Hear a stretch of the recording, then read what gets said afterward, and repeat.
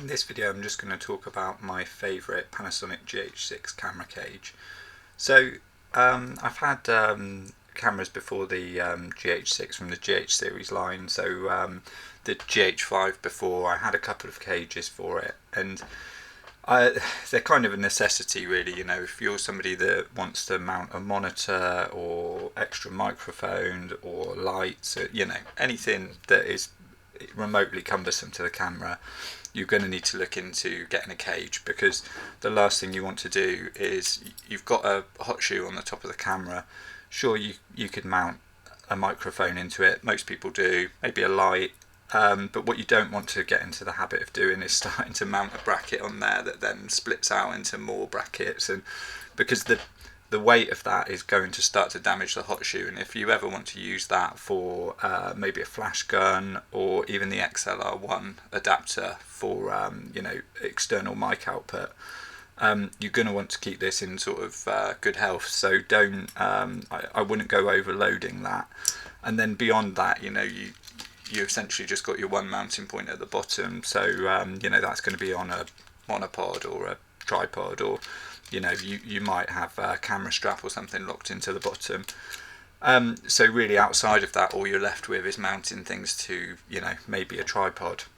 Whereas a cage gives you the option to be mounting things to the tops and sides without having to worry about putting too much stress on the camera. So the cage that I've really enjoyed for the Panasonic GH6 is the small rig Black Mamba. And the reason I would like this one so much is because it's got a different design to the original sort of GH series cages, where you've got this indentation that goes around the shutter area on the camera. So it's made to fit it really nicely. You've got it just lines up so well, whereas before we've had kind of a metal bar across the top of here. And these dials on the camera are so important that I don't want them blocked off by the cage, essentially. You know, I've got my ISO that I'm changing all the time, my white balance that I'm quite often changing, you know, the top dial I use a lot, and you know, even the record buttons, and being able to come in and change the actual top dial there. So having that, you know, inaccessible in any way to me is not really feasible. So this cage I've just found is really nice. So I mean, a quick sort of overview of the cage. It's, you know, it's fairly simple. It's quite a nice kind of it's a mixed sort of stainless steel cage. It's got this kind of you know, carbon fibre style detailing on it, which looks quite smart. It's quite a nice looking cage. And really the practicality of it obviously is all these mounting points. So you've got a 3/8 ARRI locator on the top, so that's great for, you know, for handles and sort of top handle, that kind of thing. The two locating points mean it's not going to spin or swivel, so that's really useful. And then you've just got loads of these 1/4-20 points, like 3 each side, so 6 on the top, and this sort of main ARRI locator. And you could always adapt these to other thread sizes if you want, but you know, having a handle that has these locking points is really useful. So that's kind of that top section. You've got cold shoe mount on the side. You know, a lot of things fit into cold shoe mounts. You've got you know, plenty of lights and microphones will just slot straight into that. And then on the left side of the cage, we've got this part here is a NATO rail, so you could have a NATO handle. There's various other things that fit onto NATO rails, but essentially this bit here can be used for that. You've got another ARRI locator on the side, which is really useful. So you could lock something in there, you know, side handle, and then plenty of again 1/4-20s on the side. This little pin on the top we'll talk about in a second.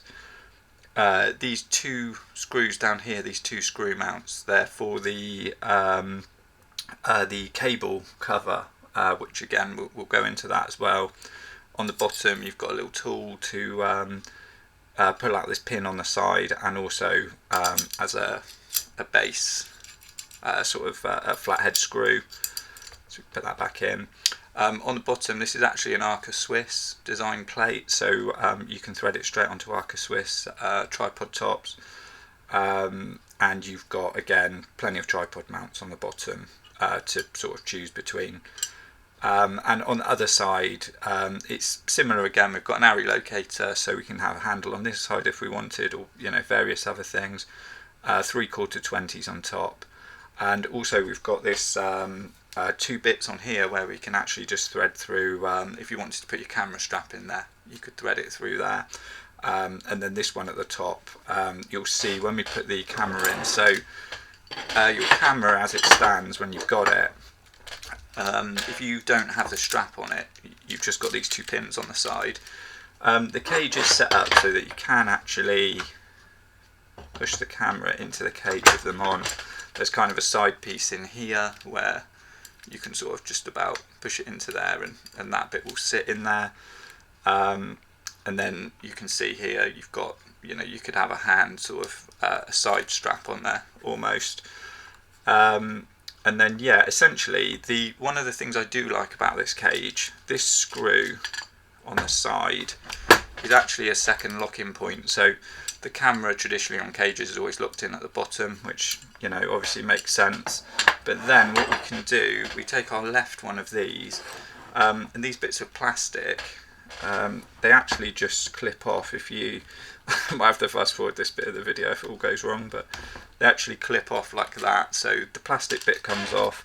And then what we could actually do is take the tool at the bottom of here. It's essentially just the same as taking a key off a key ring, but it's it can be a little bit fiddly, but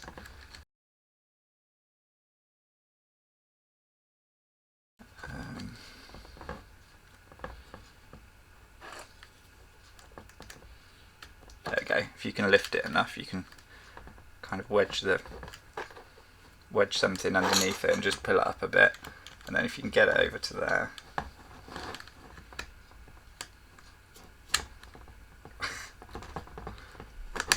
There we go. Right, so that is almost off, and then we can just essentially pull that round, and then that's gone. So I'll probably just leave that off, as I don't really use camera straps anyway. Sometimes I'll use a one side strap on there just to sort of hold the camera. But one nice thing, so we can slide the camera into the cage.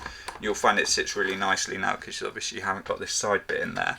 We can take our key that we just took out the bottom, and we can unscrew this tiny screw here. And then what you'll find is that this point here, this contact point, actually lines up with a hole in the cage, and then you can put the screw into that point, and then take your key. Hopefully this actually lines up, so it's there, and then we just keep on turning. And we'll keep it in kind of loose because we need to use the flat part of this and actually lock the camera in as well. So if we lock the base in too.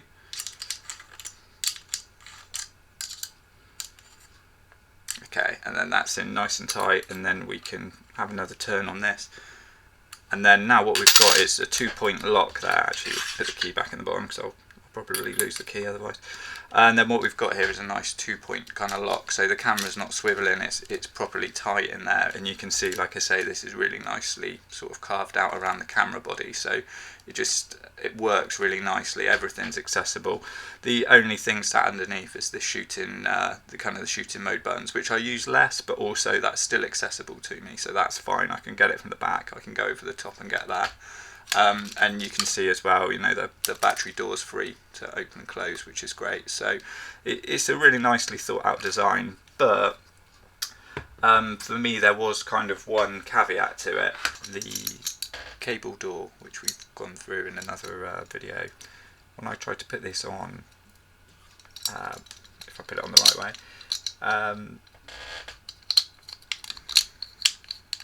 you can fit it in with the cage on with no problem, and obviously this creeps over a long way, so that would need to come off, which the first one we can't take that off with that on there, but the odds are you probably don't want that on, so if we take that off, it's just not particularly well designed for this kind of piece. So if we put that back on,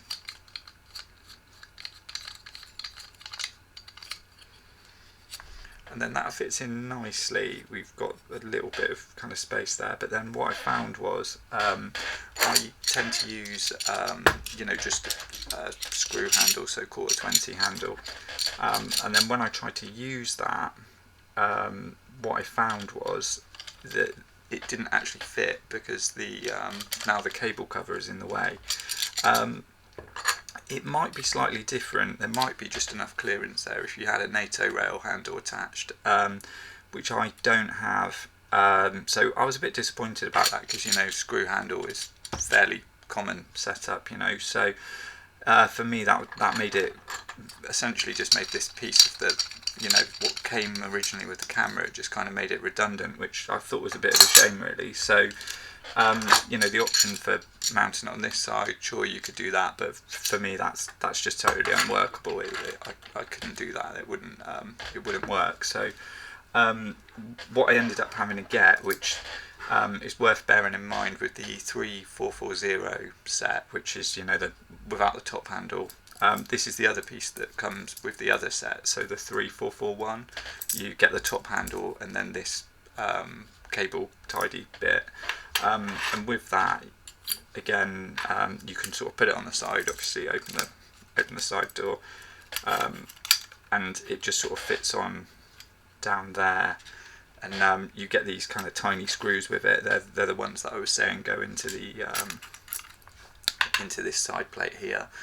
And with that on, it does work. So that does make a difference. You can see that the clearance there is a lot bigger. So I can sort of just show you kind of briefly. You can see with that there, and then you can see like there's plenty of room for a handle to go in. And I reached out to Small Rig. I mean, like I'd paid for the product. I'd ummed about the handle set with the side piece, and I sort of thought, well, I've already got a handle, and I'm quite happy with it. So I'll just get the base set, and I can still use the cable cover from the official one from the set. But the way it worked out for me with the handle I was using, it wasn't compatible. And I like to think that it's not just because they're trying to sell additional accessories. And like I say, I did reach out to them and I said, and they sourced me one of these pieces, because you can't actually currently, I'm in the UK, you can't buy these separately at the moment, and they were good enough to sort of supply me with one of these on their own. So I was quite happy with that as a thing. I didn't want to have to buy this as an additional piece. I won't lie, it's not something I actually I was looking to do. But it was good of them to source me the piece and actually get it for me. So it's I was quite happy. And like I say, for me, the compromise with the other cages is essentially this design, and I wouldn't give this up. I would much rather just have that extra piece. I think coming at it again, I probably would have just bought the whole set with the top handle, but that's more just me kind of looking at it and sort of going against the price, because I sort of use these other accessories. So my handle's got an array locator already on it, which is great. It's got all the bits I need. I like the I like the threads on the top of mine, and the array locator's in the right place. The two cold shoes, which I really like. Two on the back as well. So for my setup, it works great. If I want to put a screen on, I can, or a light. And then sometimes I'll mount my Rode mics to there, or sometimes on the hot shoe. But yeah, I sort of felt like I didn't need it, but then actually, if you're looking to use that cable door cover, it's just a consideration to make. It's it's just not compatible with a kind of screw side handle. And again, this isn't a Small Rig handle, so I can't sort of complain too much about it, because it's not to say that their screw side handle doesn't work with it. It's just that this one doesn't. And this is, again, I'm sort of I'm very much, I'll just buy the best value product that does the job, and I really like these handles. It's both of these parts, actually, they're called UU rig, but they're essentially just I don't know how you pronounce it, if it's Ulanzi or Ulanzi. they essentially make these wig pieces, and they're just really affordable. You know, like this was, I think, about £20 to £30. And the same with the top handle, and they're really sturdy. They've got all the pieces you need. You know, like this is an adjustable handle, slides up and down.